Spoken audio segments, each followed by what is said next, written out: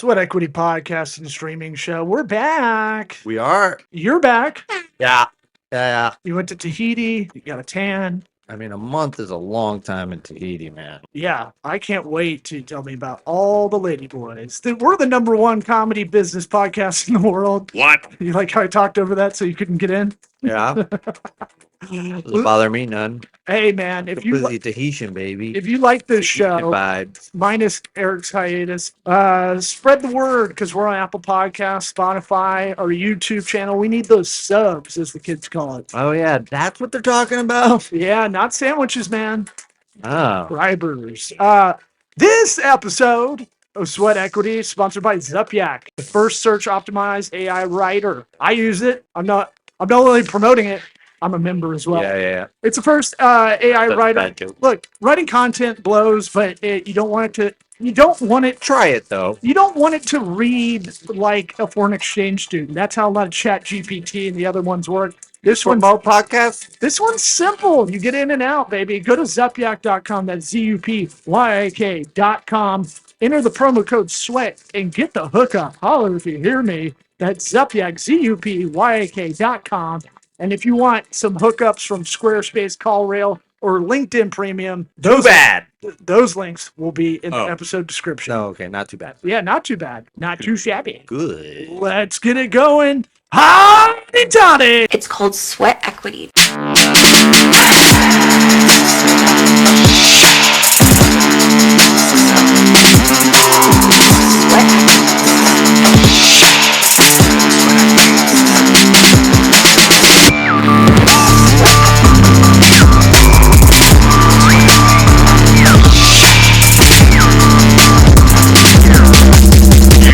Listening to the Sweat Equity Podcast. You good? I guess so. Okay. Wow, that was some mad girlfriend energy. What?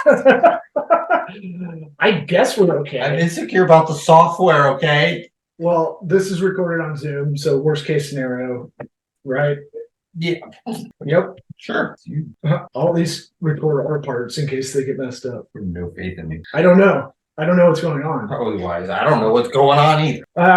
Should we call you Alex? Alexander. Alexander. Yeah, we rebranded a few years ago. Well, Alexander Concepcion. Yeah. Why don't you tell? We're in it now. Why don't you tell everybody where to find you, what you're about? Just we found if we let the guests do their own intro, I don't have to stumble through reading out loud. Okay. Yeah. Cool. Yeah. So the main thing is I'm publishing my book, Survival First: The Rebel Entrepreneur's Guide to Risk, Riches, and Immortality, around late February, early March, and that can be found at survivalfirstbook.com. And my background is I'm originally from Miami, born to Cuban immigrants, and I moved to Austin, Texas 9 years ago, and I've started a real estate company called Taco Street Locating, which helps people find apartments all around Texas. So that's the gist of it. And you had something? What? I thought you had something. Oh, I thought you were Made a sound in my mouth. I thought you were clearing. I guess that's what talking is. Taco Street Locating. That's an interesting name. How did that come about? Well, I didn't want to be just another realtor because that I just wouldn't want to kill myself just in real estate because there's so many The name people. Yeah, there's so many people just doing the same thing the same way, and I was not going to do that.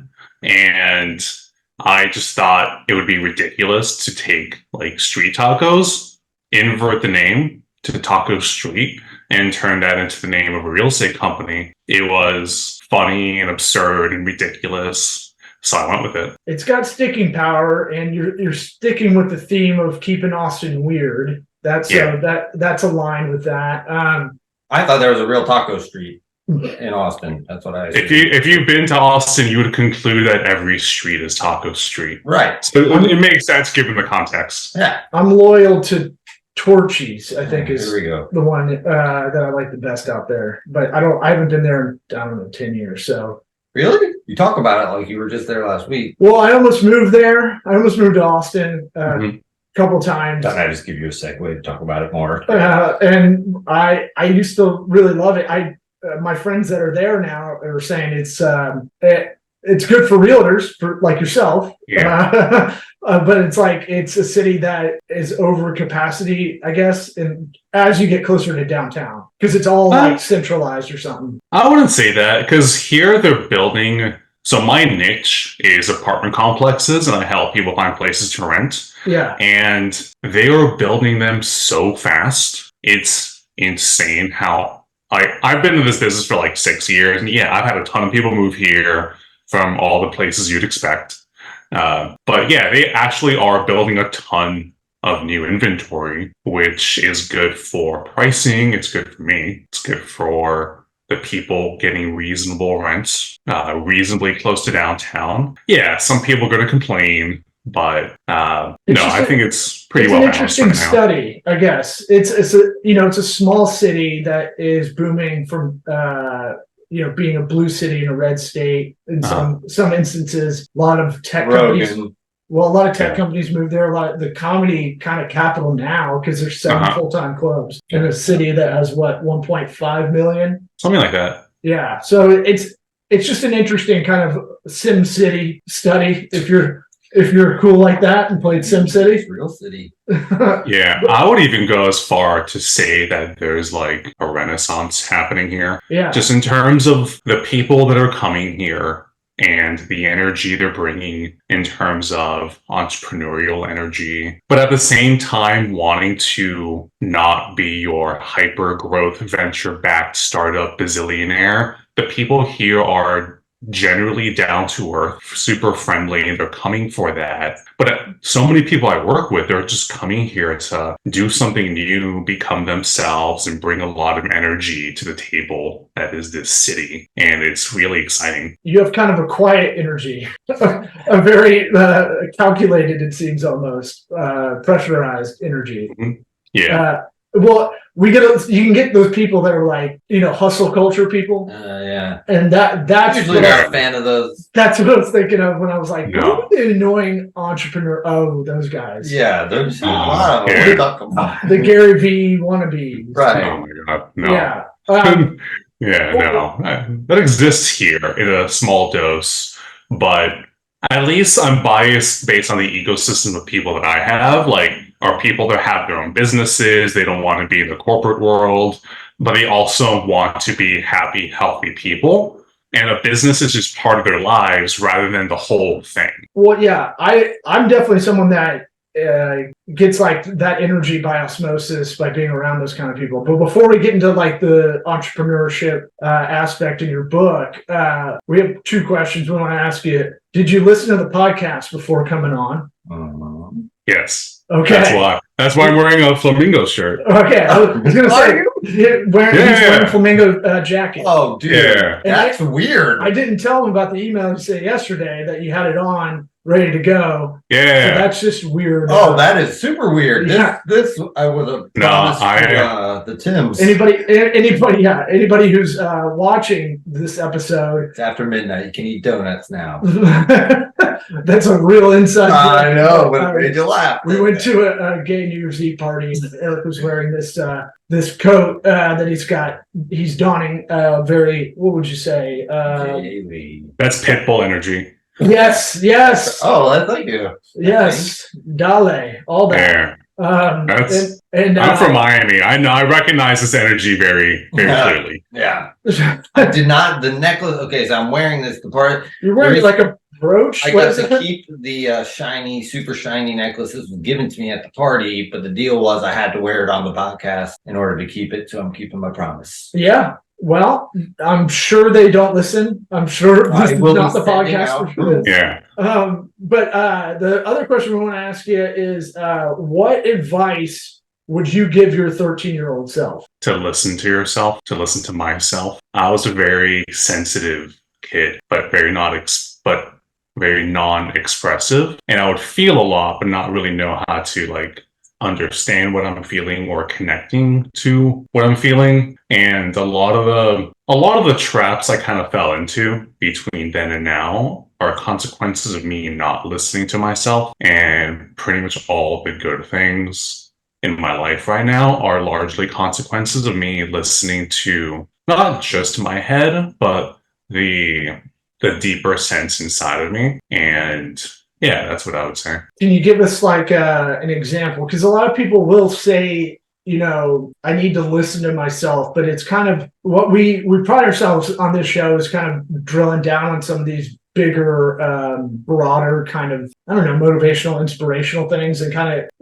if you have like this one's tough to quantify sometimes. No, but like a real life example, that you could go, oh, okay, I see what he means, because that could you could interpret that a lot of different ways. That's all I'm saying. Yeah. So the most relevant way that's happened to me was post college. I graduated from I went to Penn State, got degrees in finance, economics. Yeah. No. And families are fans. Yeah. And the plan was to go that corporate finance route, which never ever made sense to it made sense rationally. Like, oh, I want to make good money, I want to be successful. So get the successful sounding degree from the successful sounding school and go to the successful sounding company and do the templated path to get success. And the 2 years after college was critical for me because it was my brain telling me one thing and my soul going through a revolt and saying, dude, what are you doing? That is not what you got to do. And it took me 2 years to really understand and process that. And that's when I made the decision to, burn my diplomas as if I never went to college. Did you really burn them? Did you burn them for real? Did you make an effigy? I did burn them for real. Nice. Badass. An effigy, I think, would have not be possible with this is ash. But for me, the physical act didn't really mean much, but what it meant to me on the inside, I'm now free to go my own path. And what that meant to me at that time was to move to Austin, which was 9 years ago. And it was a similar thing when I eventually did get a job. And when I'm there at the job and I'm making good money and everything is fine. And I'm you got a diploma, prove it. And I'm financially stable for the first time. And then again, my senses are tingling and hey, something's off. This doesn't feel right. This is not the path. And then I quit that job and I just didn't have any backup plans. And eventually stumbling around from thing to thing to thing, I wound up in real estate and starting my own business, my own company, which was never the plan. I never planned on being an entrepreneur, but now that I'm about 6 years into this, I can't imagine doing anything else. Did you think not having a backup plan gave you kind of more of that engine, more of the motor to kind of, you got to make something work? After you were real estate, I kind of fall in line with this. I didn't think I would, or maybe you're successful at it. You don't love it, but maybe you're just very good at it. We don't love marketing stuff. I don't wake up every day being yes, I can't wait to look at. Right. Can't wait to spread the word. To tracking code and stuff and implementation. But I have the satisfaction of I personally, I don't want to speak for Eric, but helping a business grow. That's exciting for me, but it took a while to kind of figure that out. Why? Yeah, I'm not. Why would I not enjoy that? Also? No, I don't know. I just didn't want to speak for. I didn't want to speak for you. You just said ditto. No. But I'm saying in the comedy world, there's a lot of people that will believe if you have another job and you're not going 100% into it, you're not doing it correctly. Having no backup plan. I think that's kind of short-sighted and a little romantic, but that's more of the arts kind of profile. For you, do you think that helped having the back against your wall, your back against the wall? Do you think that helped kind of put good pressure on you? Yeah, I spent years in just financial anxiety and dread and terror about selling plasma. What I was doing.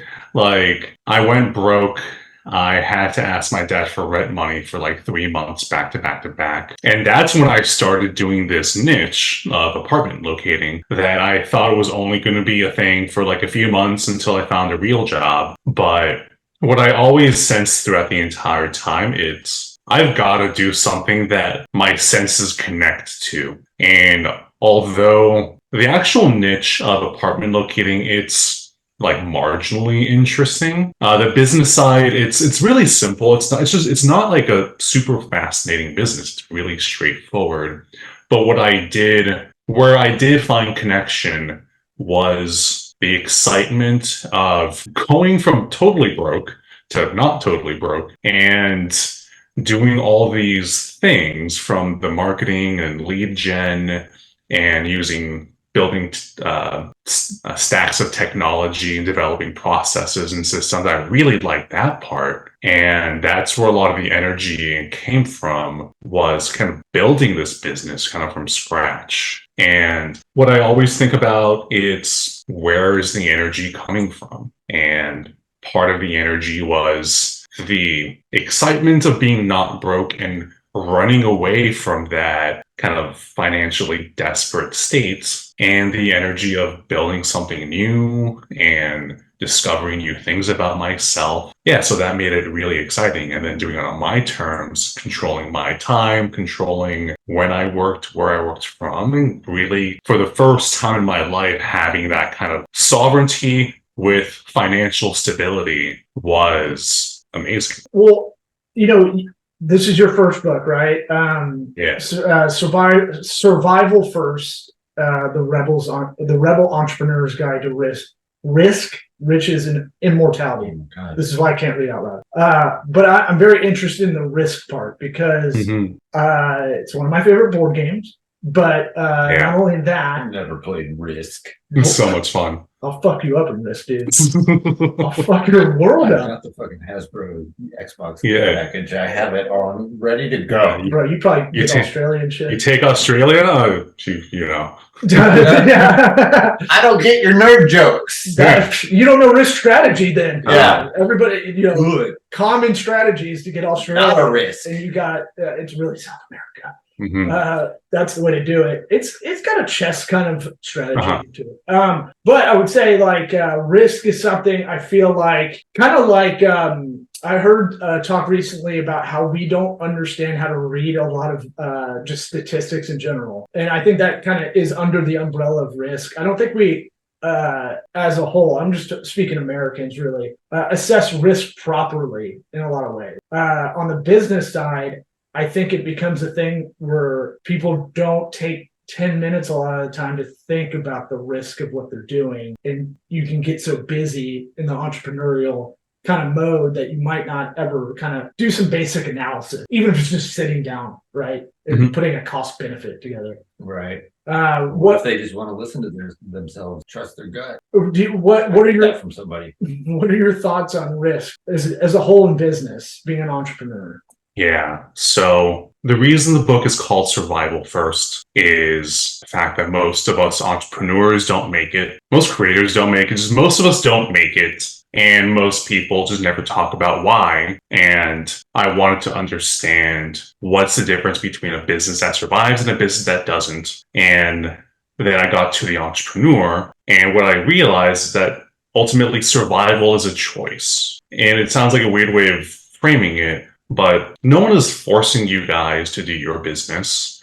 No one is forcing you to do the podcast. It's your choice to continue to do the thing. And because you're choosing to do so, you are surviving. And risk is what makes you want to not make that choice anymore. And there's the two sides of risk. There's like the rational, the financial, the strategic, the above the surface parts. But to me, risk is primarily emotional, because hypothetically, if you're doing your business and you're making enough money to justify it rationally, but you hate doing it, you just wake up miserable every day and you hate your business, then you're probably not going to want to do it anymore. And therefore, what would make you hate your business? What would make you spend way too much time on it? What would make you feel all these negative emotions?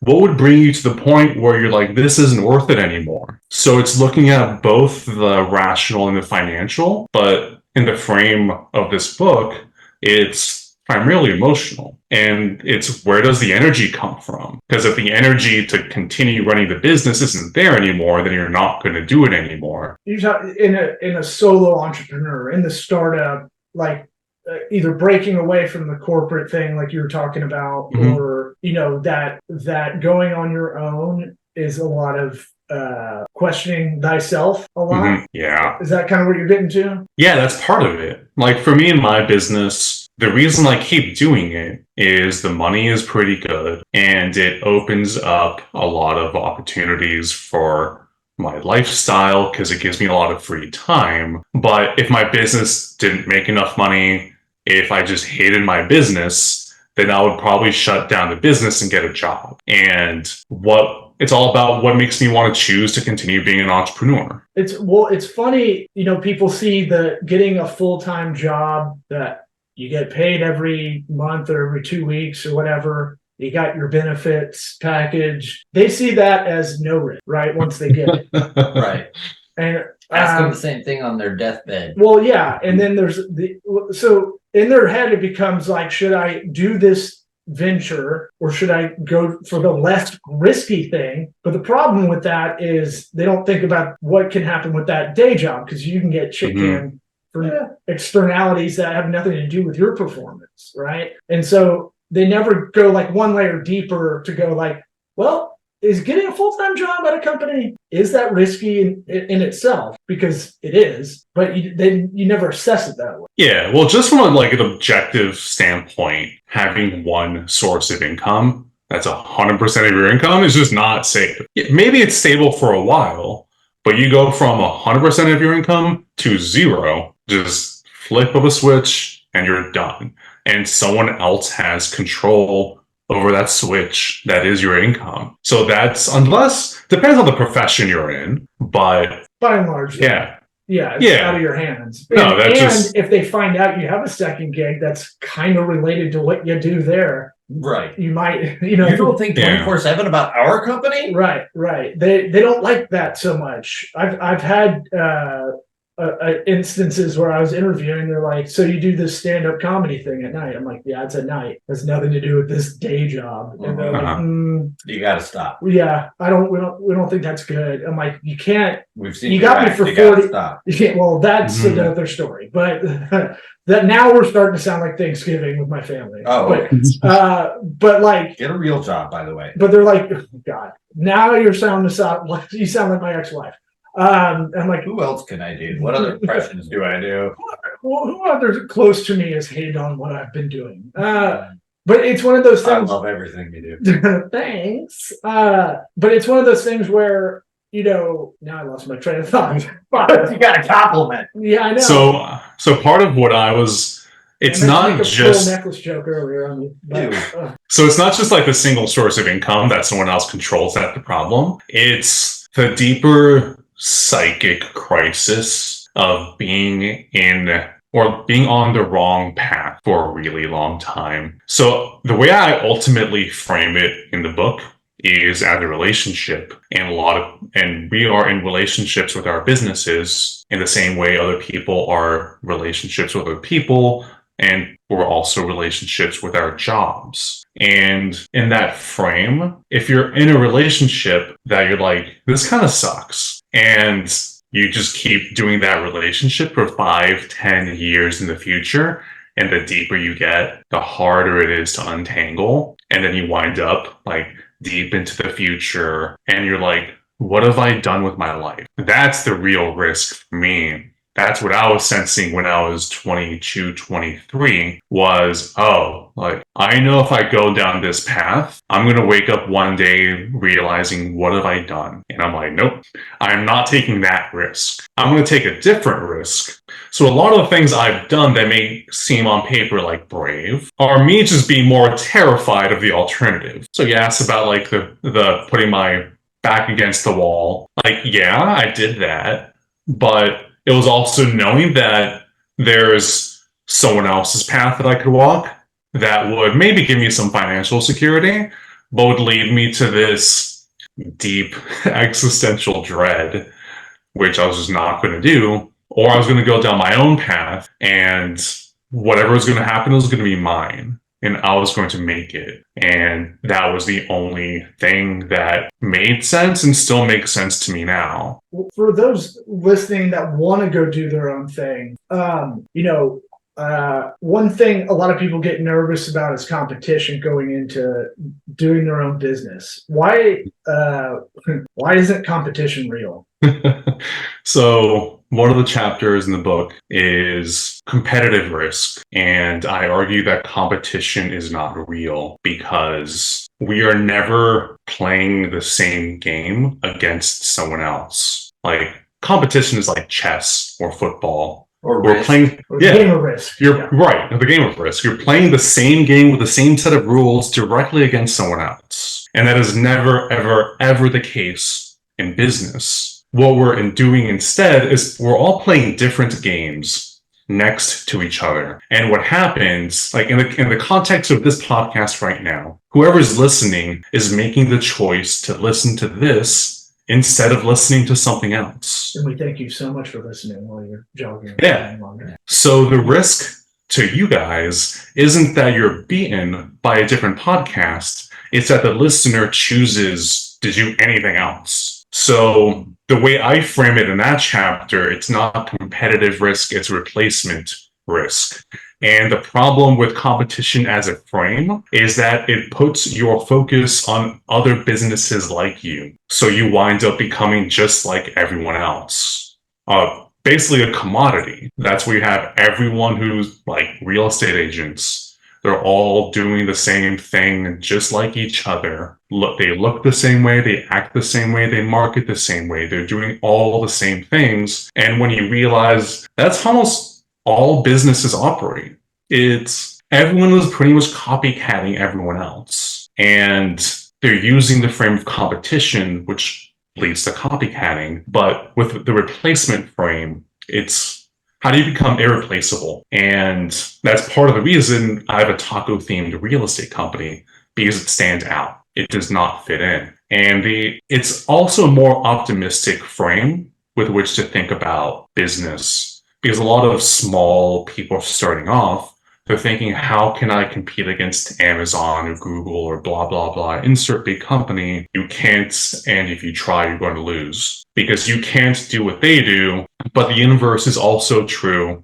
They can't do what you do. Because you're a small business, you're an individual, you can infuse your business with personality. You can make a more human experience in ways that big businesses can't. And as a small entrepreneur, I think that's radically optimistic, but also just connected to reality. Yeah, I think it's point of view. I think I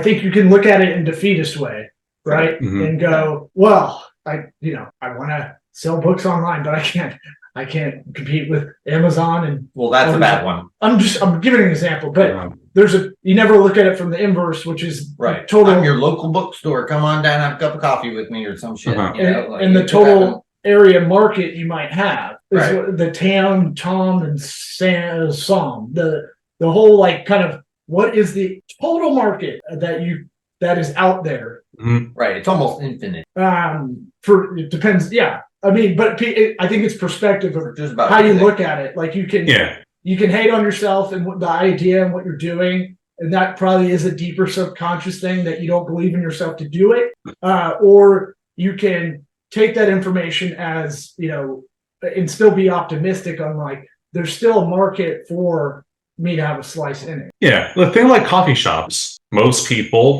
your options are you can go to Starbucks, the big mega chain, or you can go to the cool little quirky coffee shop down the road, ran by someone who lives in the neighborhood, and you know them, you can build a relationship with them, and they really care about their stuff. They're playing different games. Yeah. So that little coffee shop that has a store of one, they're going to win that game because you, the consumer, you're like, I like that experience more.